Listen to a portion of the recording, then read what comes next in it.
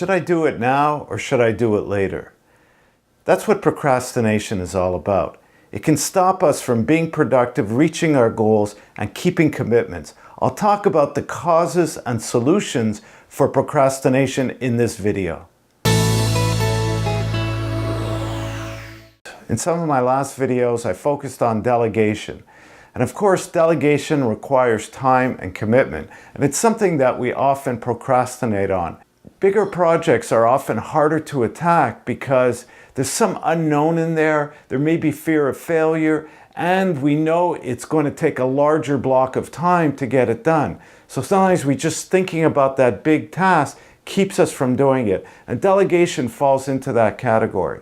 I spoke with psychologist Judith Colomier and asked her, why do people procrastinate? Procrastination is an avoidance. It's a movement away from something. Either the task that's before them is boring, or that they're passive-aggressive, and rather than confronting the team members or the supervisor or whoever it is they're collaborating with, rather than dealing on one-on-one with whatever it is that the issue is, they will be passive-aggressive. Another reason why people procrastinate is fear. People become anxious. They are afraid to take the next move. Is it about their confidence? We like to protect ourselves. We like to be in a situation where there's no anxiety and there's calm. So in trying to do that, we often try to escape a stressful situation, or we sometimes get paralyzed. And in doing so, what happens is we lose opportunities.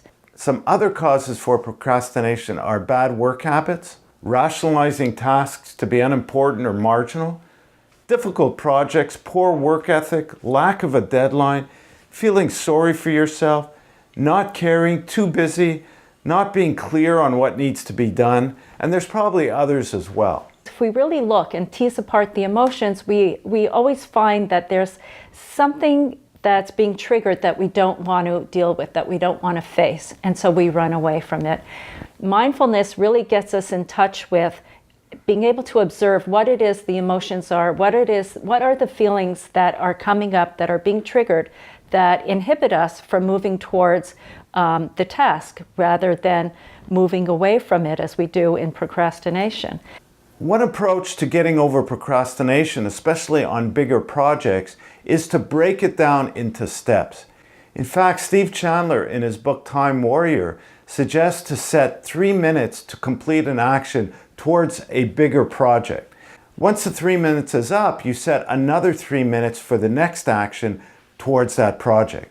And you keep going like that. What I also suggest you do is to write down the list of causes for procrastination that I mentioned earlier. And you can find those in the description of this video or on my blog. Write them down on a piece of paper, identify the ones that pertain to you, and then next to that, write down an action you can take to address that. Start with one and then move on to the other. If you apply these actions, you'll address the real cause of procrastination and eliminate it. So what are you waiting for? Get going now and stop procrastinating. Thanks for listening, and talk again soon. I hope you find these tips useful. Here's some videos that are related that you can watch right now. Subscribe to our channel to get news of new videos as they come out. Thanks for listening, and talk again soon.